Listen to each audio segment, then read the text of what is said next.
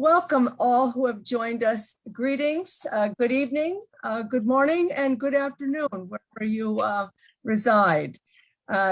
Welcome to the second session of the International Interfaith Reading Group on Psalms in Interfaith Contexts.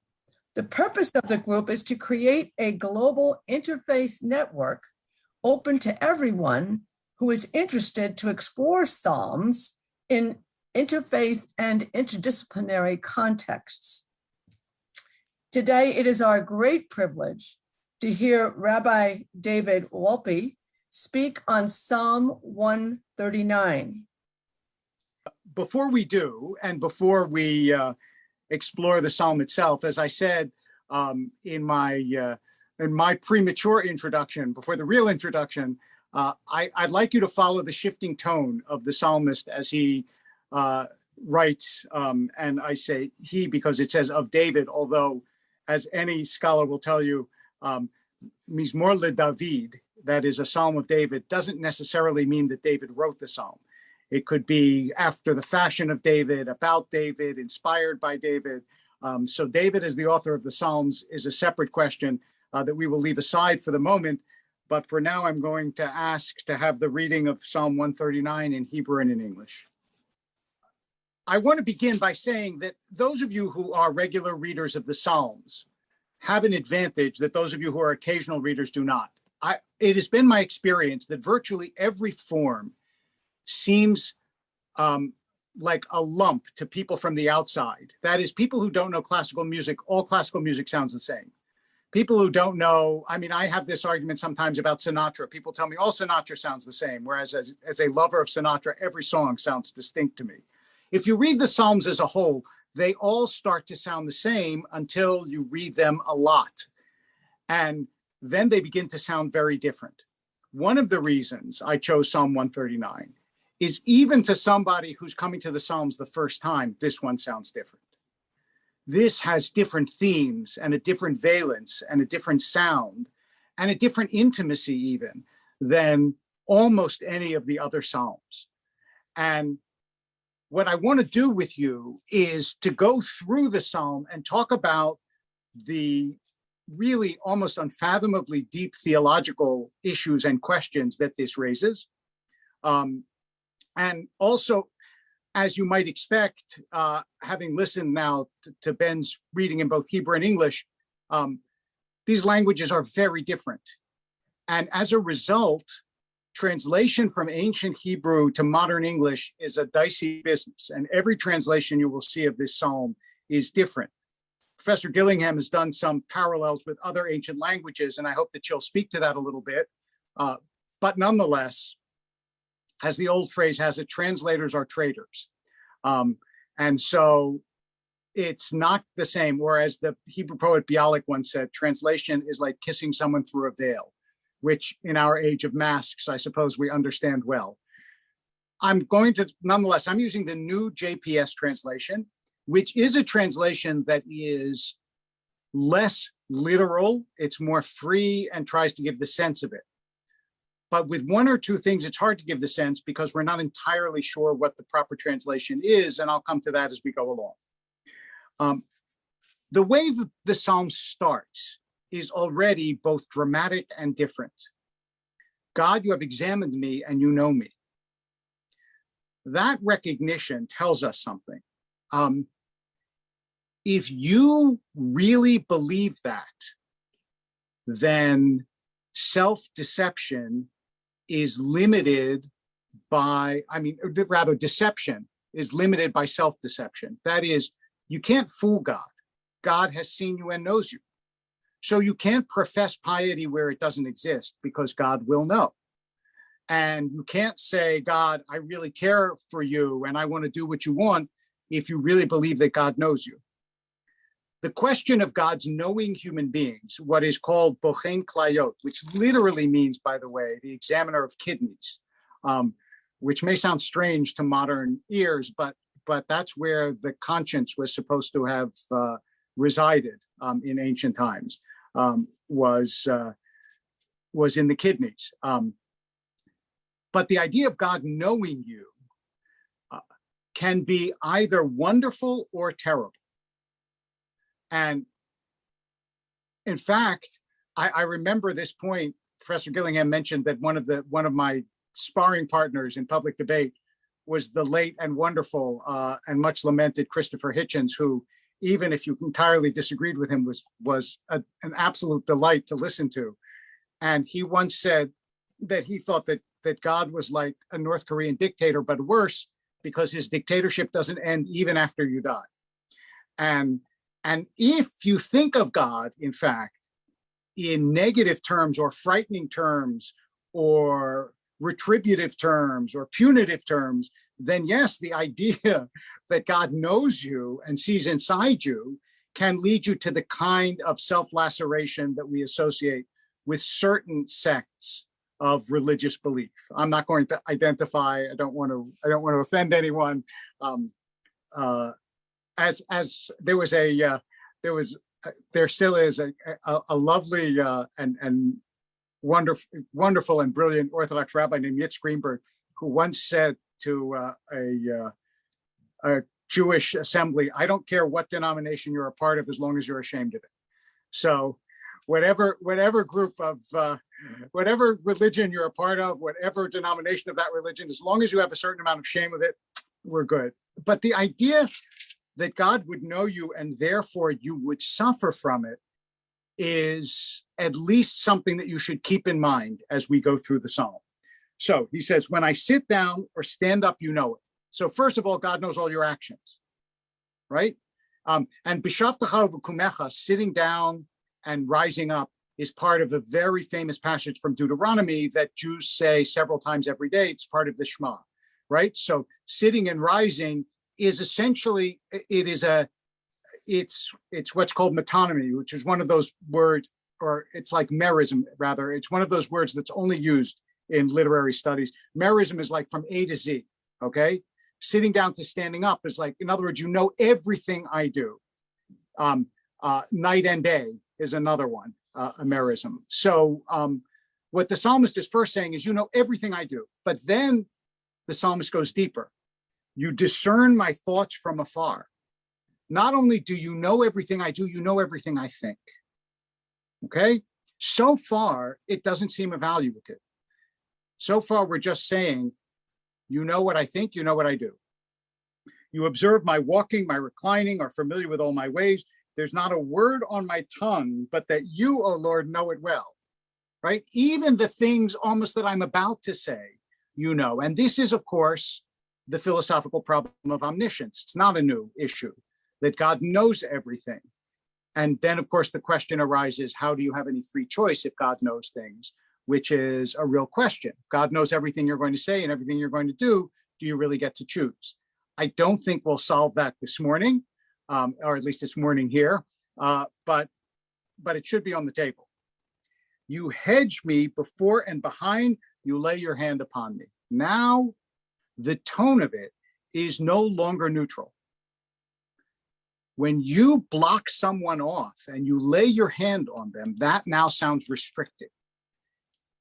So the idea, now we're following, remember, and this is obviously speculative, but we're following the progress of the thought of the psalmist. And his first thought is, you know me, you know everything I do. Wait, knowing everything I do does not feel that comfortable to me, because that means I have not only do I have no external freedom, I have no internal freedom.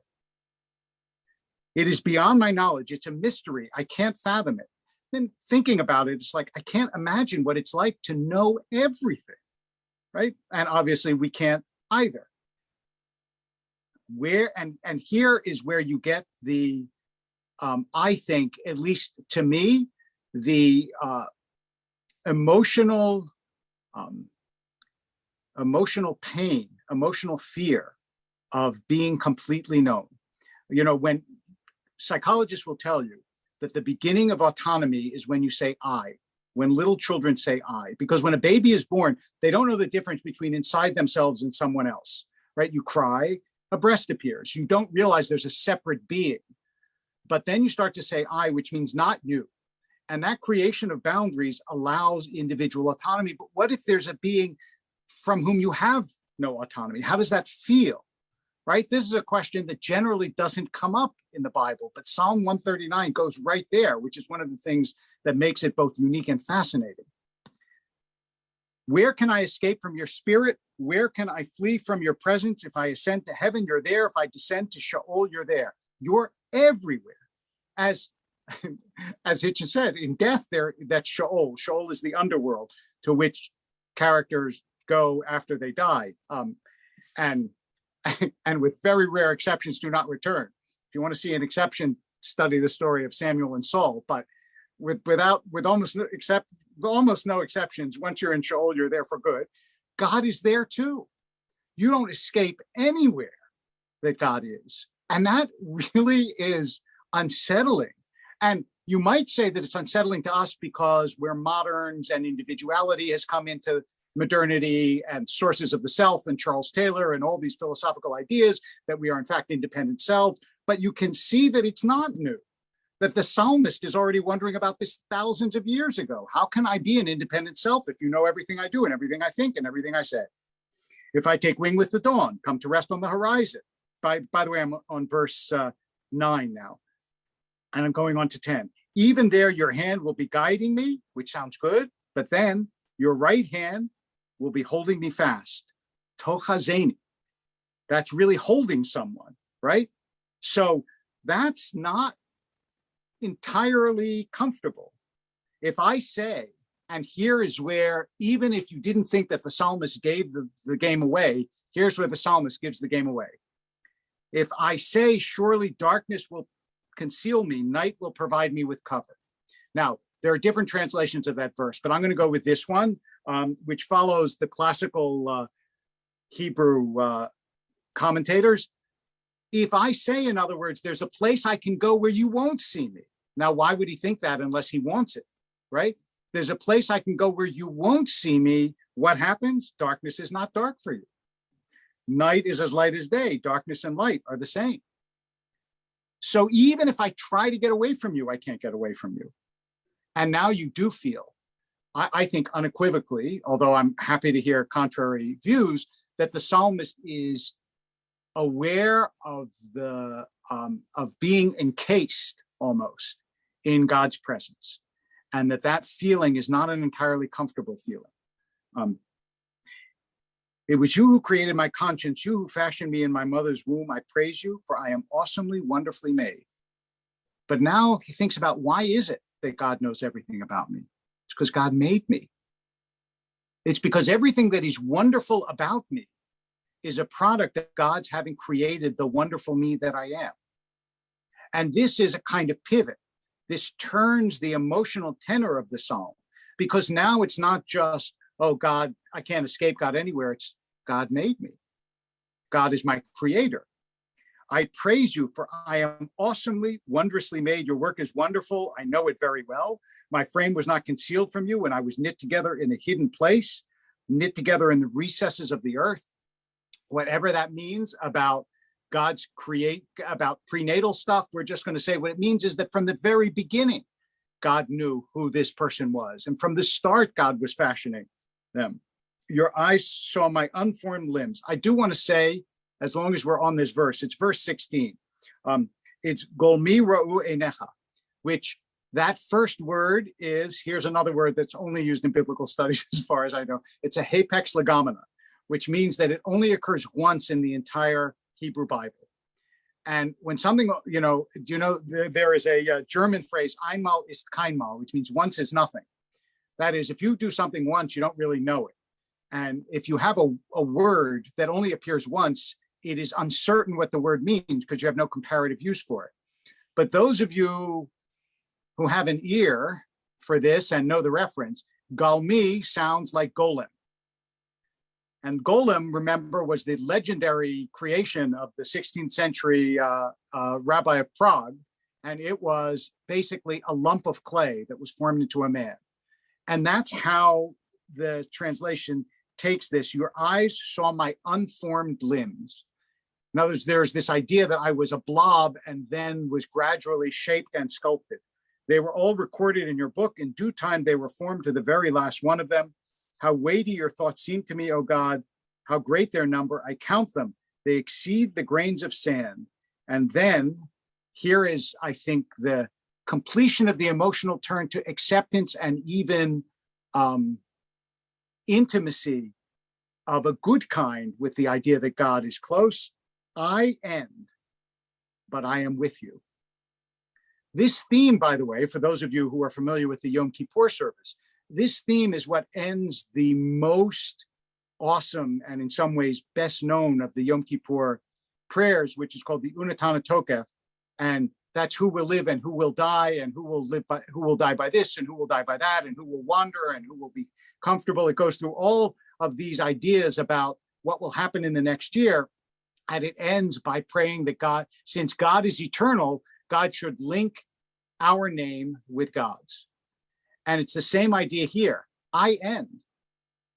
And the only way that I get to be more than myself is if I'm with you. So now what started off as an almost terrifying prospect has changed because the psalmist has come to appreciate that the nature of God is not this dictator, it's not this tyrant, it's rather a creator and a guide. The reason God knows me is because God made me. And it's almost, I have not thought through this analogy because it just occurred to me. So if it's wrong, just delete this part of the tape.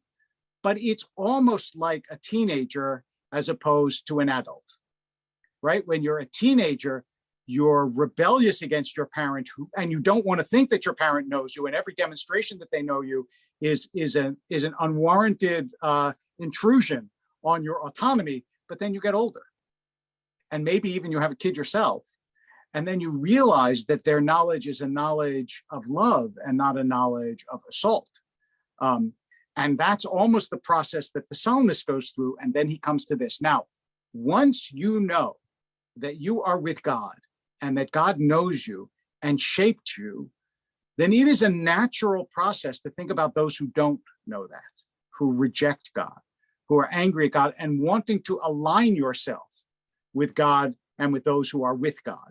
And that's why you come to, which is not uncommon in the Psalm, look at Psalm 137, where it is most dramatic at the end. That's this beautiful psalm of lament for exile, and it ends up violently. Now it's, oh God, if you would slay the wicked, you murderers away from me, you who invoke you for intrigue, your enemies who swear by you falsely. It's almost like you should forgive the flippancy. It's like, God, you and I, we got each other, right? But all those other people who don't really know you, you should get them because they claim to be close, but they're not. Oh Lord, you know I hate those who hate you and loathe your adversaries. Now, before we condemn the psalmist for this phrase, I just want to say that anybody who has ever been in an intimate relationship knows that one of the tests of that relationship is when someone insults or offends the person you're in a relationship with, you take their side. If you don't, that's a breaking point, right? If you're married and somebody at work is giving your spouse trouble, and you say, well, you know what, they actually may have a point, you're gonna have a problem.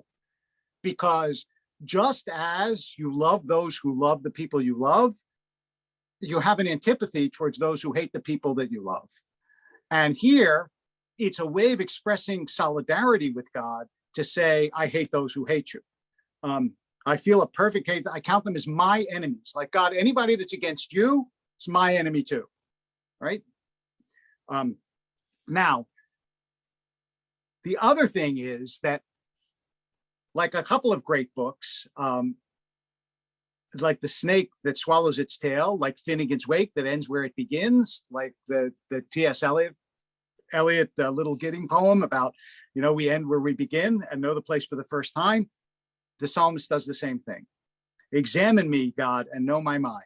Remember, at the beginning, it was, you examine me and know me. Now, that which seemed threatening is a request. I'm asking you, God, to examine me and know me. I want that. I feel close to you. Probe me and know my thoughts. See if I have, the way that's translated here is vexatious ways. In other words, see if I'm doing anything that you don't want. And then, and lead me in the way of eternity. Olam in Hebrew, even though it comes from a different root, interestingly means both eternity in time and in space, right? It's the universe, but it's also forever.